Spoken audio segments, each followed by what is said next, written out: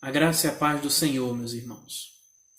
Vamos dar continuidade ao nosso culto a Deus através da leitura da sua Escritura nesta noite. E eu quero lhes convidar a abrir a palavra de Deus na primeira epístola de João, no capítulo 1, na qual logo mais faremos a leitura dos versos 8 a 10. Então, primeira epístola de João, capítulo 1, nós faremos a leitura dos versos 8 a 10. Mas antes de fazermos a leitura, eu gostaria de trazer à memória que em nossa última mensagem, nós vimos que essa primeira epístola ela foi escrita com alguns propósitos. Dentre estes propósitos, havia o de confirmar a fé dos cristãos. E para confirmar a fé dos cristãos, o apóstolo ele nos oferece algumas características que nos permitem compreender como reconhecer se somos ou não genuinamente cristãos. A primeira dessas características é que um verdadeiro cristão ele deve andar na luz. E o que significa andar na luz? Andar na luz significa fazer com que a nossa vida ela seja regida unicamente pela vontade de Deus. Deus que é luz. Aqueles que andam na luz, eles são capazes de enxergar através das trevas. São capazes de ver todos os obstáculos que atrapalham o desenvolvimento da sua jornada. Diversos abismos se abrem em nossa caminhada. Várias pedras são colocadas em nosso caminho para tentarem nos impedir de chegarmos até os céus. E somente se formos capazes de enxergar esses abismos, somente se estivermos firmados na luz de Cristo, nós seremos capazes de nos desviar de todas essas dificuldades que se apresentam em nossa caminhada. E que obstáculos são esses? Que dificuldades são essas que nós encontramos em nossa jornada que nos conduz até os céus? Eu poderia elencar nessa noite várias e várias dificuldades, problemas, abismos que se abrem em nossa frente, em nossa caminhada aos céus.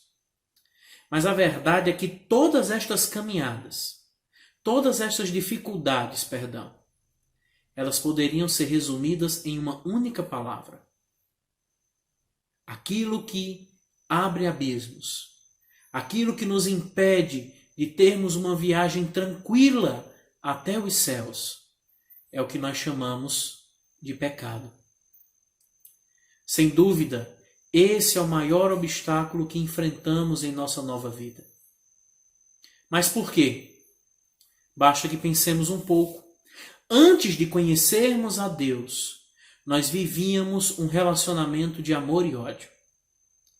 Amor pelo pecado e ódio a Deus. Quando contemplamos a leitura do Novo Testamento, nós vemos isso relatado várias vezes. Por exemplo, o apóstolo Paulo, ele escreve lá em Romanos, no capítulo 1, nos versos 28 e 30, ele diz o seguinte: e por haverem desprezado o conhecimento de Deus, o próprio Deus os entregou a um modo de pensar reprovável para praticarem coisas que não convêm. Que coisas são essas? O pecado. No verso 30, ele diz que por cometermos pecados, nós somos chamados de inimigos de Deus. Quando ele escreve ao seu discípulo Timóteo, nós observamos que nós nos tornamos mais amigos dos prazeres do que amigos de Deus. Porém, algo diferente acontece na vida de todos aqueles que são remidos pelo sangue de Cristo.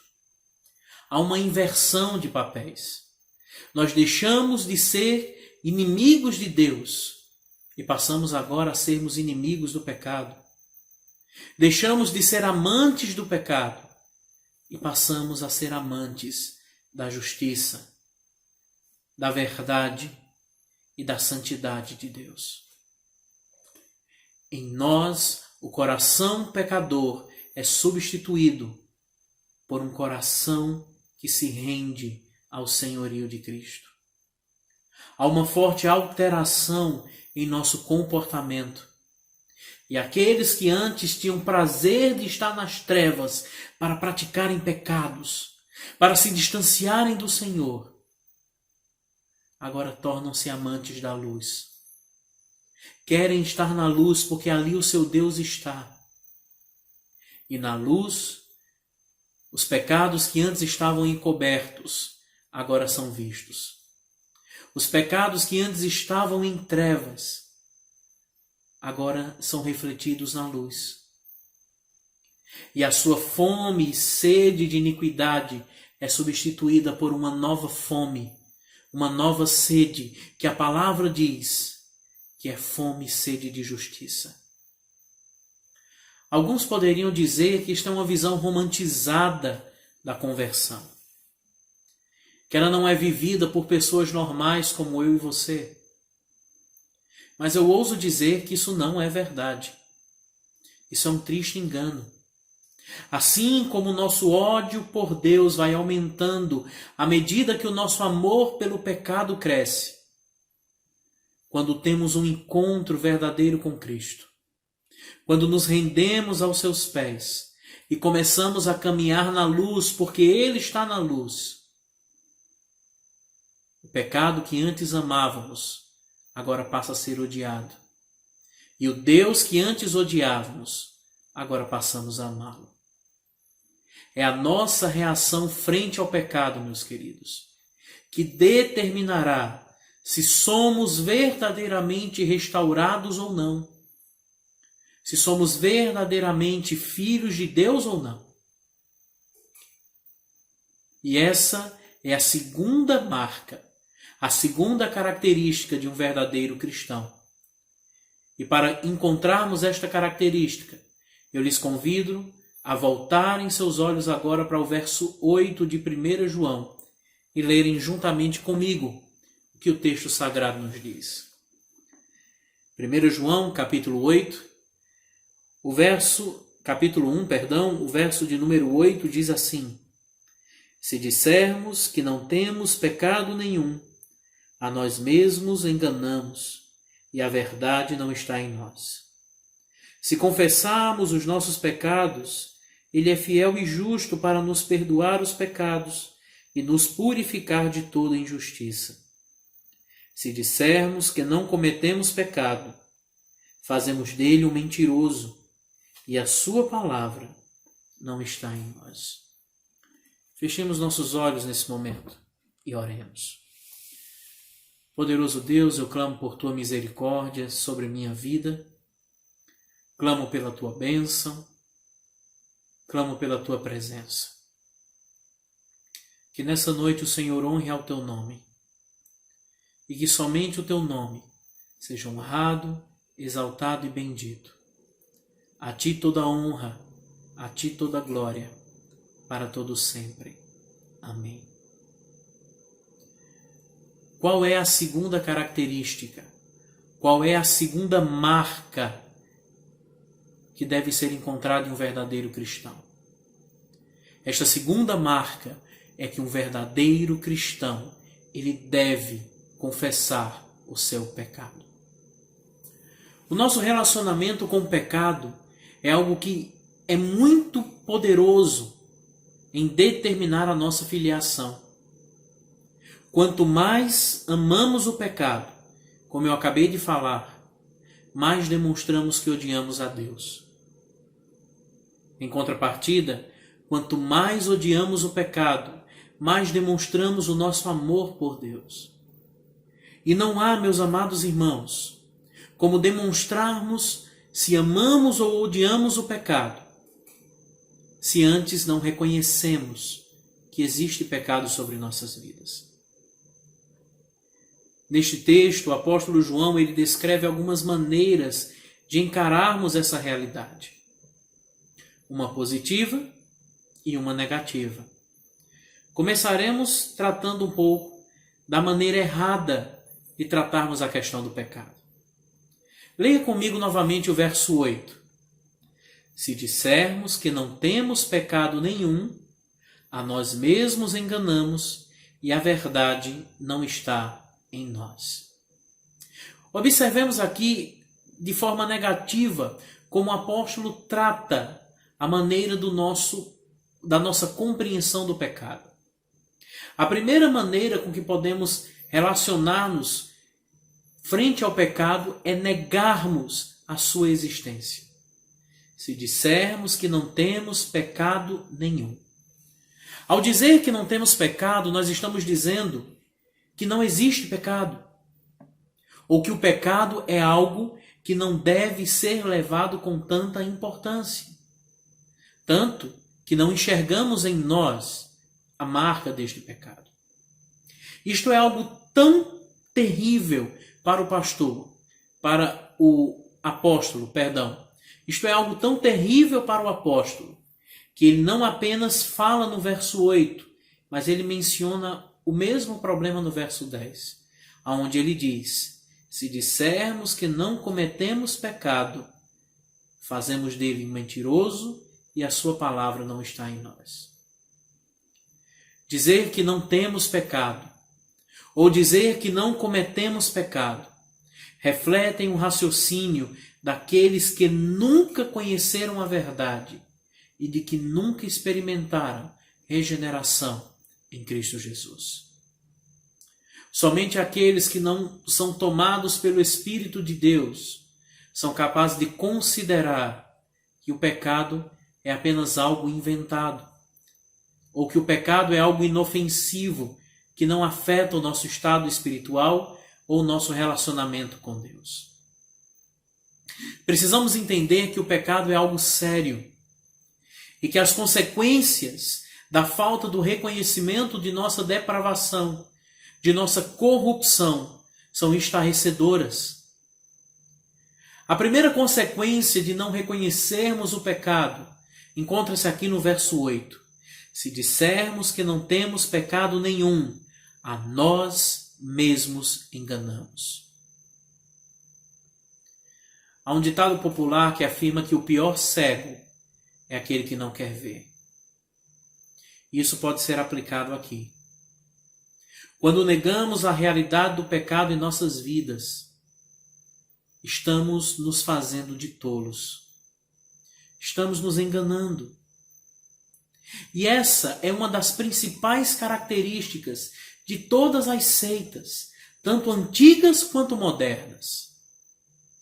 Elas buscam relativizar o problema do pecado. Na época de João, havia o gnosticismo, que buscava dizer que o corpo é mau. Então, tudo aquilo que nós fazemos no corpo não importa para Deus, porque Deus está preocupado apenas com nossa alma. Hoje nós encontramos e conhecemos algo semelhante. Deus não está preocupado com o que eu faço ou deixo de fazer. Deus está preocupado com o meu coração. Mas a Bíblia diz que do coração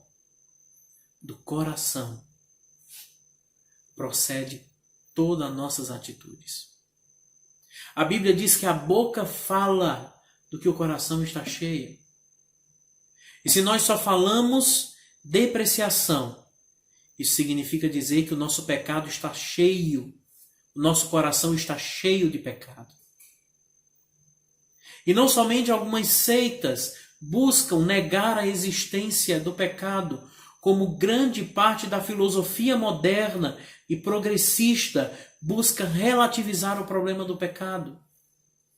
O humanismo, o existencialismo, o próprio relativismo negam o pecado ou tentam reduzir a pecaminosidade do homem a uma pequena imperfeição moral que não influencia em nada o que somos ou aonde estaremos. Neste sentido, aqueles que creem nisso enganam a si mesmos e mergulham cada vez mais em um erro terrível, em um erro tenebroso. Mergulham cada vez mais em um abismo que lhes conduz a um único destino: o inferno, o lago de fogo. Uma segunda característica de negarmos a existência do pecado, ou de agarrarmos o ensino que busca negar que somos pecadores, é que a verdade não está em nós. Quando nós passamos a negar, ou nós passamos a aceitar a inexistência do pecado em nossas vidas, nós cada dia mais nos entregamos à prática do pecado, e aquilo que nós dizemos crer torna-se mentira. A nossa boca, ela deixa de falar verdades. Nos tornamos mentirosos. Mas você sabe o que é pior do que se tornar mentiroso? O verso 10 nos diz: se dissermos que não cometemos pecado, fazemos de Deus mentiroso. Deus revelou nas Escrituras que o homem é um ser caído, moral e espiritualmente.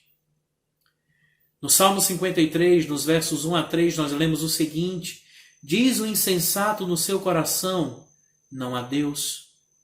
Corrompem-se e praticam iniquidade. Já não há quem faça o bem. Do céu olha Deus para os filhos dos homens, para ver se há quem entenda, se há quem busque a Deus. Com a conclusão o Senhor chega: todos se extraviaram e juntamente se corromperam. Não há quem faça o bem, não há nenhum sequer. Negar essa verdade é negar o diagnóstico de Deus.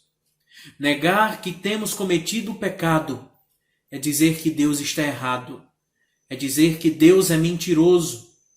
E precisamos ter em mente que mentir, mentira, mentiroso são palavras que frequentemente o apóstolo João usa, mas ele usa para demonstrar o quão distante deste ato nós deveríamos estar. Ele usa muitas vezes para mostrar quem é o pai da mentira. E a palavra do Senhor nos diz que o pai da mentira é o diabo. Então, pior do que ser mentiroso é fazer de Deus mentiroso. É fazer com que Deus pareça ser mentiroso. E isso, meus irmãos, é feito quando nós negamos a nossa pecaminosidade. E também é feito quando negamos o testemunho de Deus acerca de Jesus Cristo.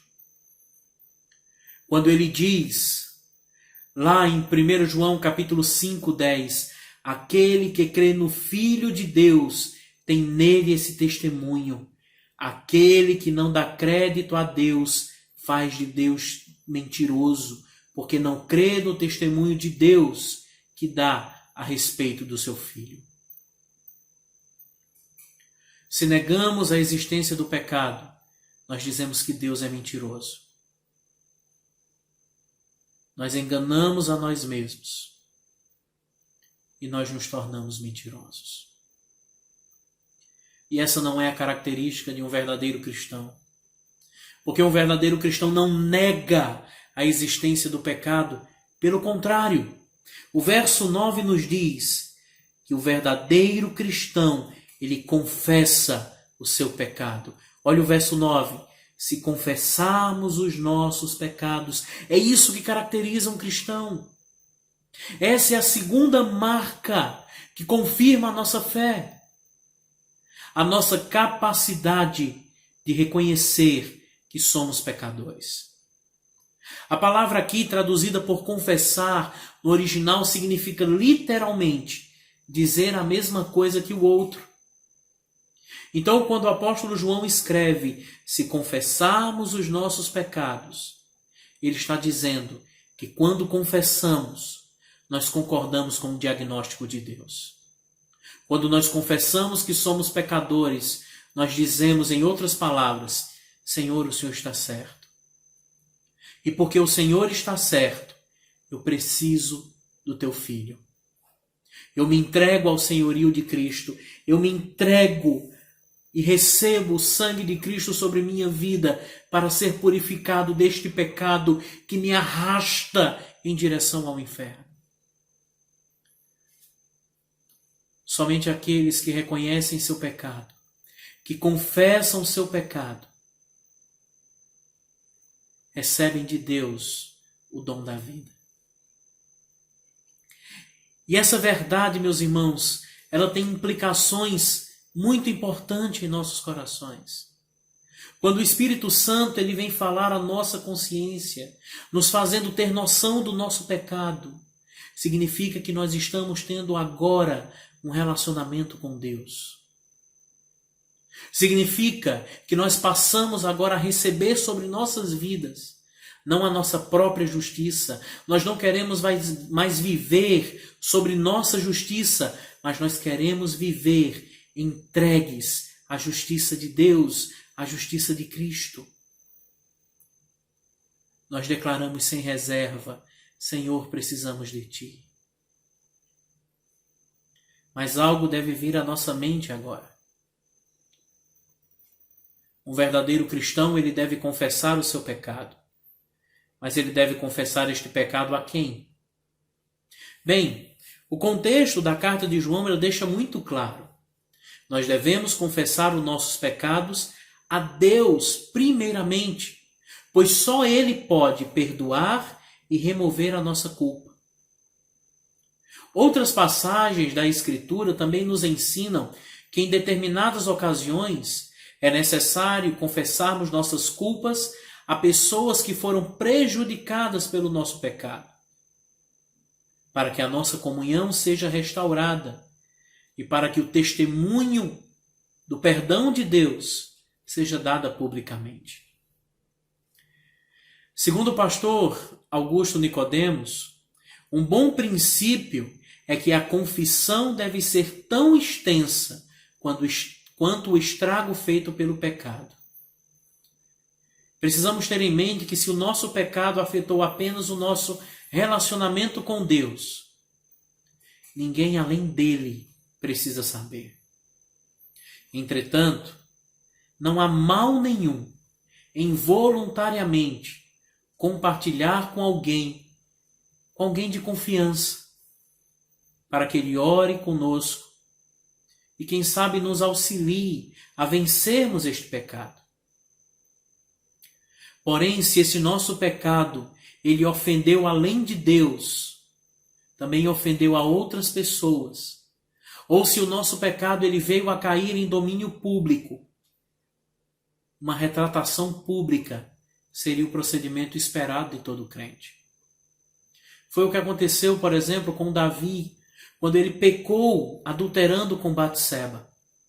O Salmo 51 ele foi escrito como uma declaração pública ou com uma confissão pública de Davi pelo seu pecado.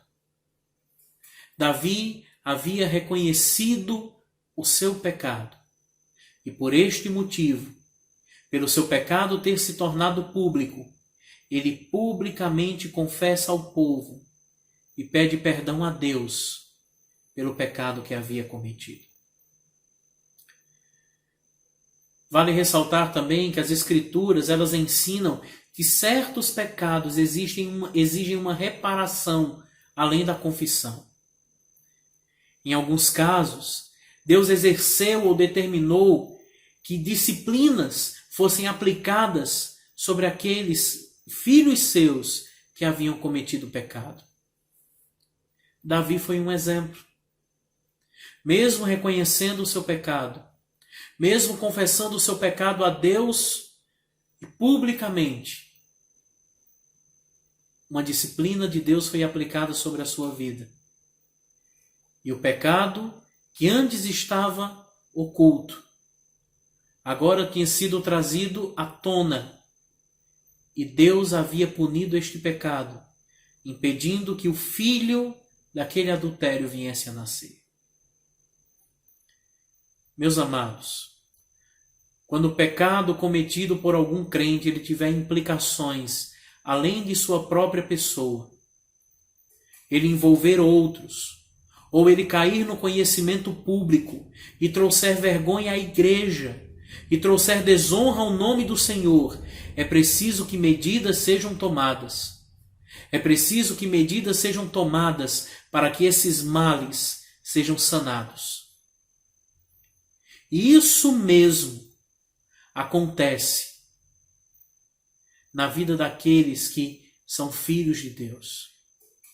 E aqueles que reconhecem as suas culpas, estão capazes de confessá-la, também serão capazes de aceitar essa repreensão, porque reconhecem que essa repreensão não vem para julgá-los, para diminuí-los, mas vem apenas para demonstrar a reparação pública e o cuidado público que um pai tem para com seus filhos. Porque é assim que agimos com os nossos filhos. Quando eles cometem erros, nós não os parabenizamos, mas nós os corrigimos e muitas vezes os punimos para que eles entendam o quanto são amados. Mas o ato de confessar o pecado não traz apenas punição sobre a vida do crente, mas também traz alguns benefícios. Vejam o restante do verso 9. Se confessarmos os nossos pecados, Ele é fiel e justo para nos perdoar os pecados e nos purificar de toda injustiça. Quando nós confessamos o nosso pecado, nós não apenas concordamos com o julgamento de Deus, mas nós também experimentamos os maravilhosos benefícios reservados para aqueles que reconhecem que são pecadores e que, através de Cristo, se tornam filhos de Deus. E o primeiro benefício que nós experimentamos é a fidelidade de Deus. Fidelidade que consiste em imutavelmente perdoar-nos os pecados.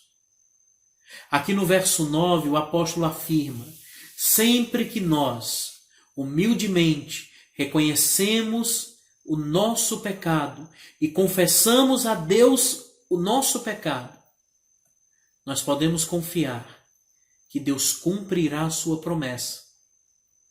E a sua promessa foi: se confessarmos os nossos pecados, Ele é fiel e justo para nos perdoar. O sangue que uma vez foi derramado na cruz nos lava de todo o pecado, nos purifica de todo o mal. E este é o segundo benefício. Nós não apenas somos perdoados, mas ao sermos perdoados, nós sentimos que somos perdoados. O peso do pecado é arrancado de nossas vidas e nós nos sentimos leves. Nós não vivemos mais com culpa na consciência. Nós não vivemos mais cabisbaixos, porque Deus é fiel e Ele cumpre o que promete. No Salmo 143, no verso 1, Davi diz: atende, Senhor, a minha oração, dá ouvidos a minhas súplicas, responde-me segundo a tua fidelidade, responde-me segundo a tua justiça. Mas há um terceiro benefício de confessarmos o nosso pecado. Além de sermos perdoados por Deus, além de experimentarmos a purificação e nos sentirmos leves porque fomos perdoados, nós também somos purificados de toda injustiça. Provavelmente João ele não quis dizer nada diferente com essa frase do que ele já havia dito anteriormente. Perdoar pecados e purificar da injustiça significam a mesma coisa. Entretanto, esta última frase enfatiza outro aspecto do perdão de Deus. Ele não apenas nos perdoa, mas Ele remove de nós as manchas e as consequências do pecado em nossas vidas.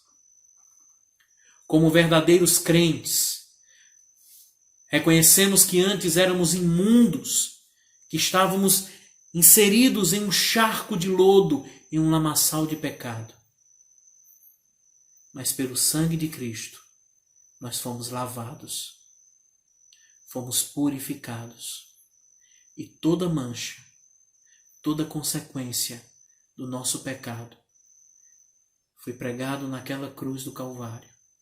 E em Cristo nós somos totalmente perdoados. E o que aprendemos com tudo isso? Nós aprendemos que a segunda característica de um verdadeiro cristão é a sua capacidade de reconhecer e confessar o seu pecado. Você tem enxergado esta característica em seu coração? Você tem se aproximado de Deus e clamado pelo seu perdão, reconhecendo o seu pecado? Ou você tem se julgado uma pessoa justa, correta, que não comete pecados e que, por consequência, não necessita do perdão de Deus? Lembremos que um verdadeiro cristão não apenas confessa o seu pecado, mas reconhecendo que é pecador, ele luta para que este pecado nunca mais faça parte de sua vida. Que o Senhor possa aplicar essa palavra aos nossos corações e que Ele nos abençoe. Eu peço isso em nome de Jesus. Amém.